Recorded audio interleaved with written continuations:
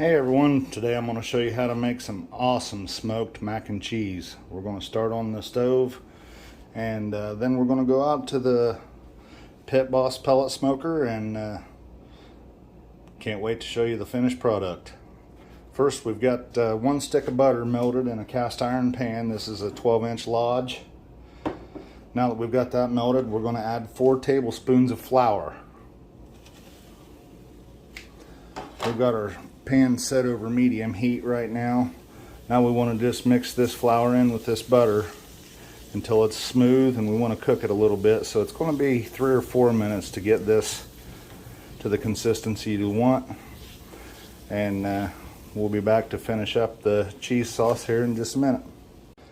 Alright guys, we've got our basically gravy or roux made at this point.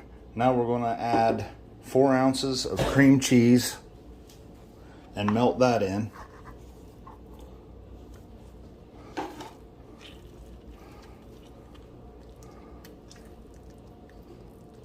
And if this gets too thick on you before you start adding the cheese, you can just put a little bit more milk in there as needed until you get the consistency you want.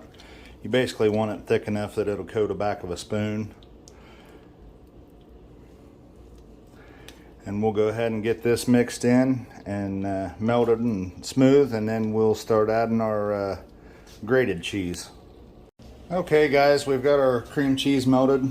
Now we're going to add 2 cups or 8 ounces of grated Monterey Jack and 8 ounces or 2 cups of mild cheddar. And we're going to add this kind of slow and stir it around. Mix it in until it melts, and then we'll add a little bit more. And I would recommend that you use block cheese and grate it yourself because it melts better and has a creamier texture than the shredded cheese you buy in the bags. The shredded cheese you buy in the bags has a coating on it that will increase its shelf life, and by adding that coating on there, it also reduces its ability to melt very well, and you end up with really stringy and chewy cheese sauce instead of a smooth and creamy cheese sauce. After we get all this melted, I have 1 pound of macaroni that has been boiled al dente. If you don't know what al dente is, it's basically just not cooked hardly at all. It's still kind of tough, edible, but pretty chewy. Not what you would want for your finished product as far as macaroni and cheese goes. A lot of people do their spaghetti that way, so it has a little bit of a bite to it. But for macaroni and cheese, you want to start with it boiled al dente, and then when you put it in the cheese sauce, and after it's been on the smoker for an hour or so, it'll be just right.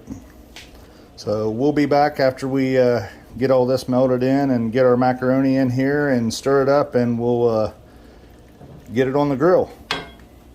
Okay guys, we're out here at the Pit Boss. We're getting ready to put our macaroni and cheese on. We've got the macaroni all folded into the cheese sauce and everything's covered up and smoothed out. Got to kind of get some of that cheese up on top of the macaroni to protect it from the heat, because it's going to be in here a good little while, but it's going to take on a lot of smoke, and the flavor is just going to be outstanding. You can see on the other side over there, I've got some chicken breasts on. That's going to be my awesome barbecue chicken. Which actually is a good side to go with this macaroni and cheese, because they can both cook at 225 degrees, and they both take about the same time. If you get your chicken on a little earlier, it's going to have time to rest. So check out my other video on the barbecue chicken. Okay folks, we just got a few more minutes left on this macaroni and cheese. What we're going to do now is kick it up a notch, and we're going to put whatever your favorite barbecue rub is. We're going to put some of that on there and let it cook for just a few minutes longer, and let it kind of crisp up almost like a topping, and we're going to call that good here in about 10 or 15 minutes. So we'll be back here shortly with finished product. Alright folks, this is looking like a finished product to me. I am hungry and I am ready to get this on a plate. So we'll see you inside for a money shot with the macaroni and cheese and the chicken on a plate. Alright guys, here's that amazing barbecue chicken I was telling you about on the other video. But let's get us some of this world's best macaroni and cheese and get it on a plate. I'm hungry, I'm ready to eat.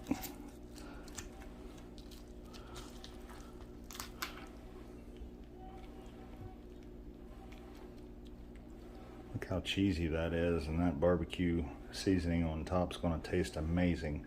Don't forget to check out the amazing barbecue chicken video and enjoy.